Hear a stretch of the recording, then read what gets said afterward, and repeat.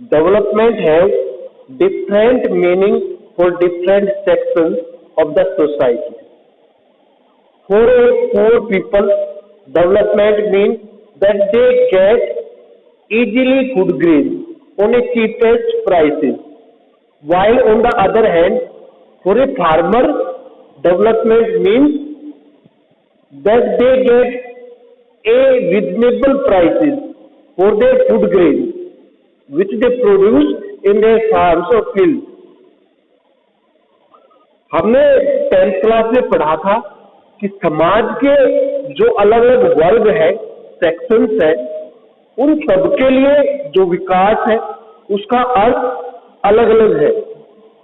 जैसे एक गरीब व्यक्ति के लिए विकास का मायने है कि उसको जो अनाज है, जो खाद्यान्न सामग्री है, वो कम कीमतों पर उपलब्ध हो। दूसरी तरफ एक किसान की तरफ हम देखें तो किसान के लिए विकास का अर्थ है कि उसकी उपज का, उसके उत्पादन का उसे एक उचित मूल्य मिले। उसका अनाज जिसको वो खेतों में पैदा करता है उसका उचित मूल्य मिलना चाहिए। तो विकास क्या है? अगर मैं एक सिंपल सी डेफिनेशन दूं, one step ahead from the present situation we call it development. कि अपनी जो प्रेजेंट सिचुएशन है, हम जहां पे आज खड़े हैं उससे एक कदम आगे बढ़ना, वो है विकास। जैसे लास्ट ईयर तुम 11th क्लास में थे, अब 12th क्लास में आ गए, तो ये क्या है? ये तुम्हारा विकास होने लग रहा है, ये तुम्हारा विकास है। हम 50 साल पहले अपनी जीडीपी देखें, अपनी इकोनॉमिक ग्रोथ देखें और आज की देखें, तो वो लगातार उसमें सुधार हुआ है, उसमें बढ़ोतरी हुई है। तो ये है विकास। और ये विकास जीवन के केवल एक भाग तक सीमित नहीं है, जीवन के हर क्षेत्र से संबंधित है विकास। समाज के विषयों के हर कोने में विकास है। हालांकि उसकी जो गति है वो कम या ज्यादा हो सकती है। अमेरिका का विकास ज्यादा है, हम अमेरिका से 70-80 साल पीछे चल रहे हैं, लेकिन इसका विकास, इसका मतलब ये नहीं कि हमारा विकास नहीं हो रहा। विकास हो रहा है, हर क्षेत्र का हो रहा है, लेकिन उसकी जो गति है किसी देश में, किसी कोने में वो ज्यादा है और कहीं पे कम है। हमारा जो चैप्टर है वो है पॉलिटिक्स ऑफ प्लान डेवलपमेंट, नियोजित विकास की राजनीति। फर्स्ट चैप्टर में हमने पढ़ा था the first challenge in front of the independent India was that to develop its economy, to make economic development. It was the first challenge in front of the independent government of India. हमने पहले chapter में पढ़ा था कि देश का आर्थिक विकास करना वो सबसे पहली चुनौती थी देश के सामने, जो मुंह बाए खड़ी थी। इस विकास के लिए कि देश का आर्थिक विकास कैसे हो, इसके लिए हमने क्या किया? हमने प्लान, जो विकास था वो रास्ता चुना। हमने 5 ईयर प्लान का सहारा लिया। हमने देश का विकास करने के लिए नियोजन का सहारा लिया, प्लानिंग की कि कितने समय में किस क्षेत्र में कितना विकास करना है। ये टारगेट रख के प्लान करके सब कुछ हमने अपने देश का विकास किया है। उसमें हमें सफलता भी मिली है। हम जब एनसीईआरटी बुक को रीड करते हैं तो हमारे जो चैप्टर है उसकी शुरुआत होती है ओडिशा से।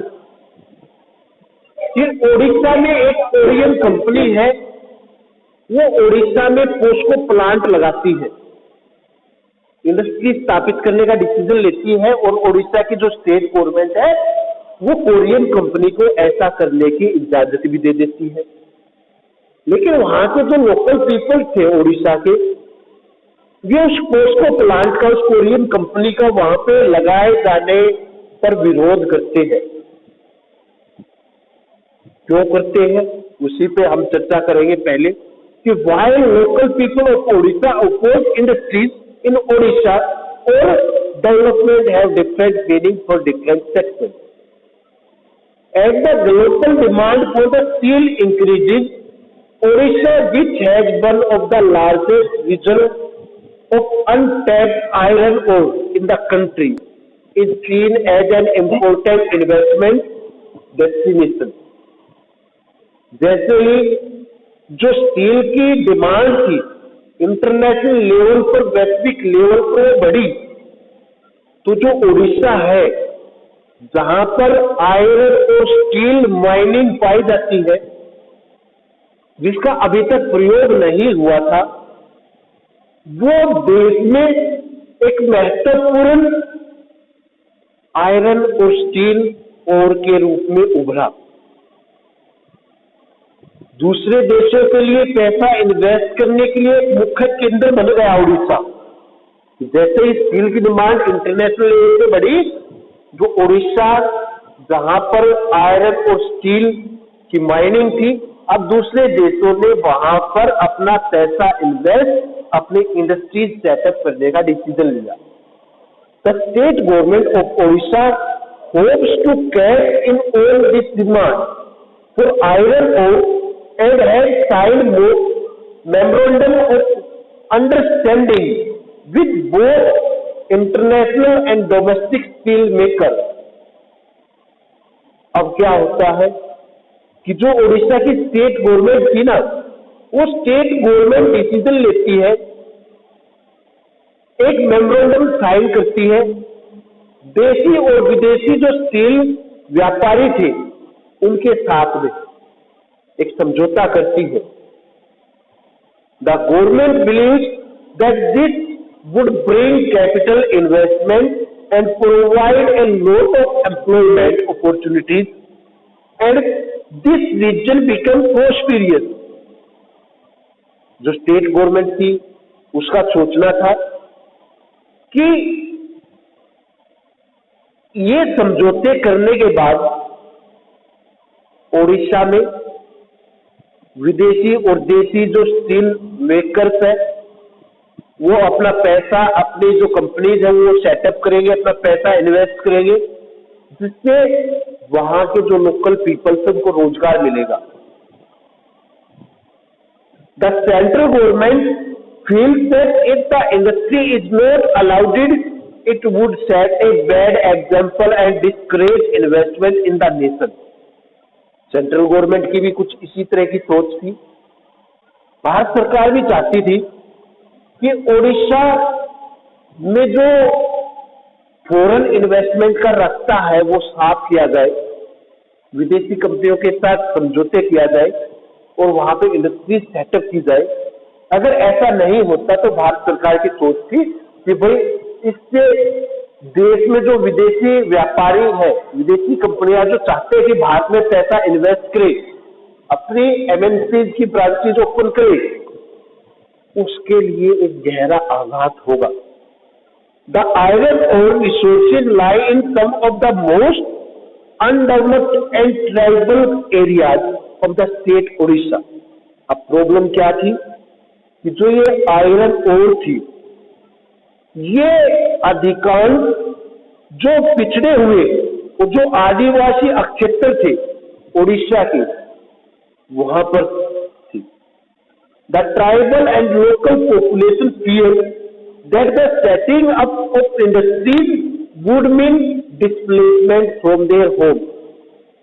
अब जो वहां के ये आदिवासी लोग थे, ओडिशा के जो स्थानीय लोग थे, उन्हें डर था कि अगर यहाँ पे इंडस्ट्रीज लगती है तो उन्हें अपना घर बार छोड़ने के लिए मजबूर होना पड़ेगा, उनके घर बार उनसे छीन लिए जाएंगे। They also fear to loss their jobs and livelihood. उन्हें यह भी डर था कि उनकी आजीविका, उनके जो काम धंधे हैं वो उनसे छीन लिए जाएंगे, समाप्त हो जाएंगे, वे उन्हें खो देंगे। The environmentalist fear that mining and industry would pollute the environment। जो पर्यावरण शास्त्री थे उन्हें भी डर था कि अगर ओडिशा में इंडस्ट्री लगती है तो उससे वहां का जो क्लाइमेट है, जो एनवायरमेंट है उड़ीसा का, वो प्रदूषित होगा। So they protested and demanded for the cancellation of agreement. इसलिए ये जो लोकल पीपल थे और जो एनवायरमेंटलिस्ट थे वे इंडस्ट्रीज लगाए जाने के विरोध में आंदोलन करते हैं, विरोध करते हैं। Thus we can say that different sections of the people have different meaning of development। इसी आधार पे हम कह सकते हैं कि भी समाज के हर व्यक्ति, हर तबके के लिए विकास का अलग अलग मायने है। सरकार का मायने क्या था कि अगर इंडस्ट्रीज लगेगी तो लोगों को रोजगार मिलेगा, उस क्षेत्र का विकास होगा, फॉरेन इन्वेस्टमेंट होगी। लेकिन वहीं दूसरी तरफ वहां के जो लोकल पीपल्स थे उनका मायना क्या था, उनकी सोच थी कि अगर ऐसा होता है तो वे अपना घर बार छोड़ने पर मजबूर होंगे, अपनी आजीविका वो खो देंगे, काम धंधे उनसे छीन लिए जाएंगे। और पर्यावरण शास्त्री उनको चिंता थी कि भी वहां का पर्यावरण प्रदूषित होगा। In a democracy, such major decisions should be taken by the people themselves. It is important to take advice from expert environmentalists and from economists। और समस्या आती है किस तरह के जो डिसीजन है वो कौन ले, कैसे लिए जाए। तो इसके लिए एक सॉल्यूशन क्या है कि भाई लोकतंत्र में इस तरह के जो डिसीजन है वो जनता के साथ मिलकर लिए जाने चाहिए। इस तरह के डिसीजन लेने से पहले जो विशेषज्ञ है, जो पर्यावरण शास्त्री है, अर्थशास्त्री है, उनसे सलाह मशवरा लेना चाहिए, उसके बाद इस तरह के डिसीजन लेने चाहिए।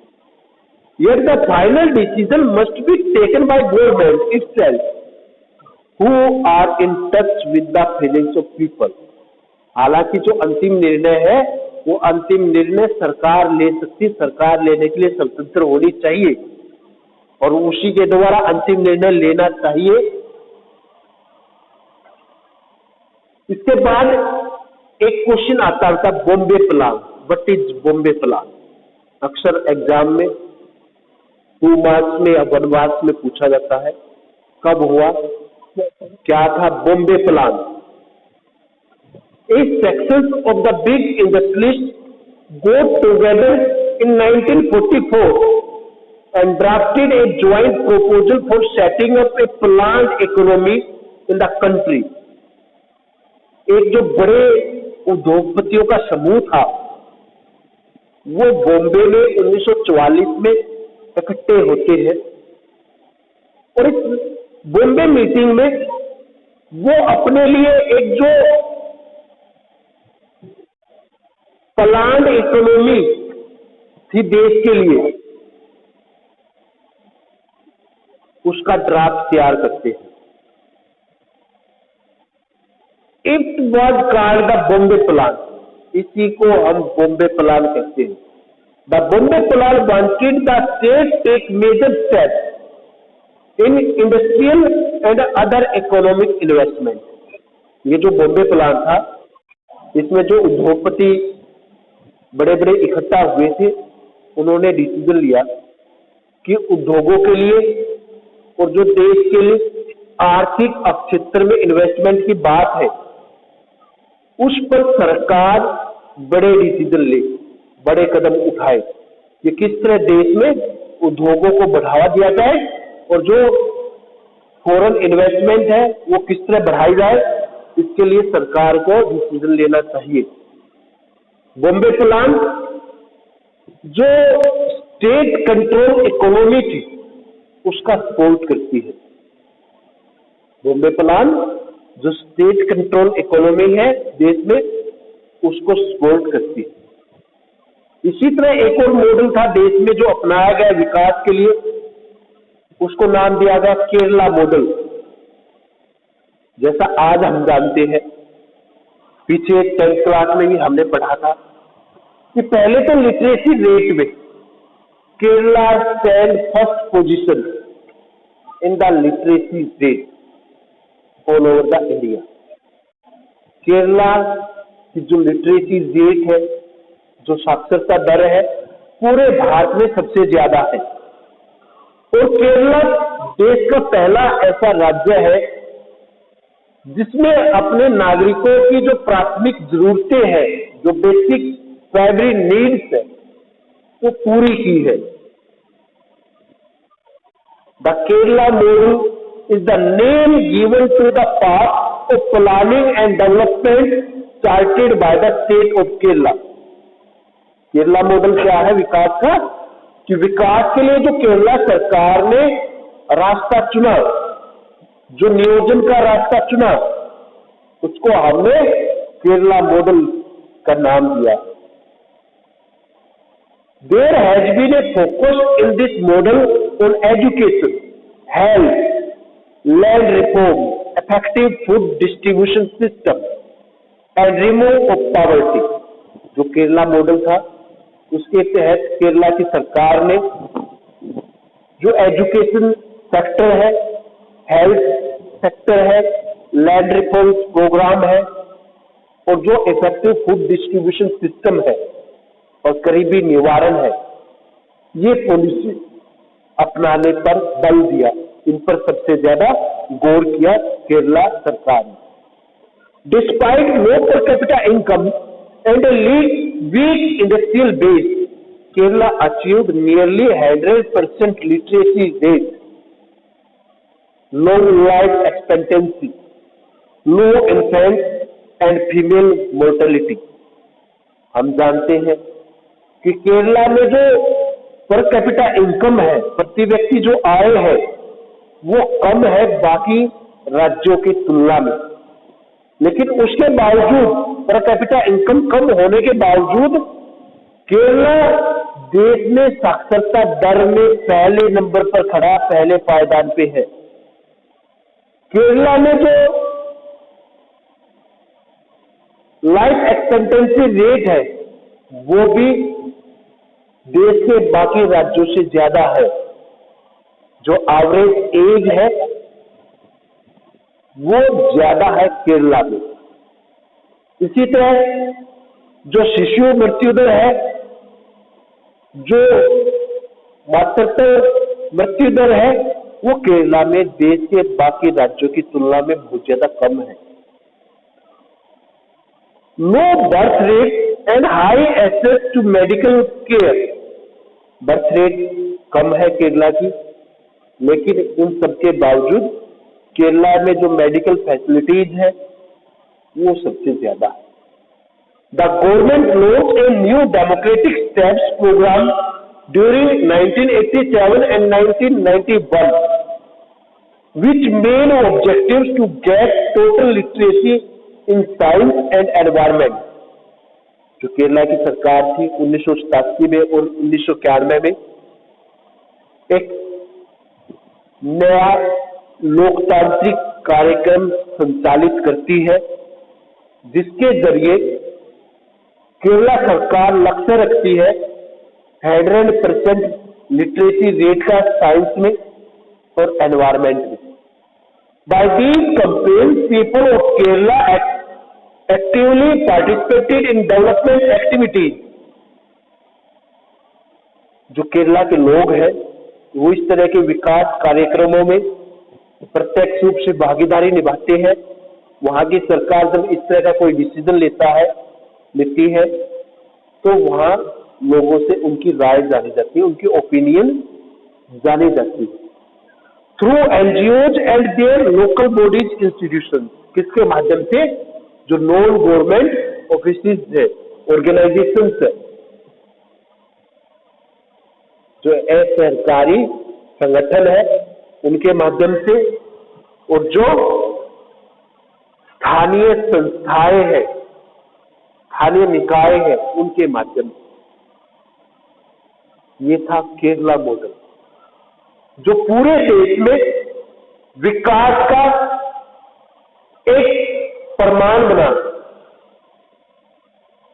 भारत सरकार ने दूसरे राज्यों को भी केरला मॉडल को अपनाने की नसीहत दी कि जिस तरह केरला ने कम औद्योगिक विकास, कम प्रति व्यक्ति आय के बावजूद अपने जनता की जो बेसिक नीड्स है, अपनी प्राइमरी नीड्स है, वो पूरी की है, उसी तरह देश के बाकी राज्यों को भी केरला मॉडल से कुछ सीख लेनी चाहिए और केरला मॉडल के थ्रू विकास करना चाहिए।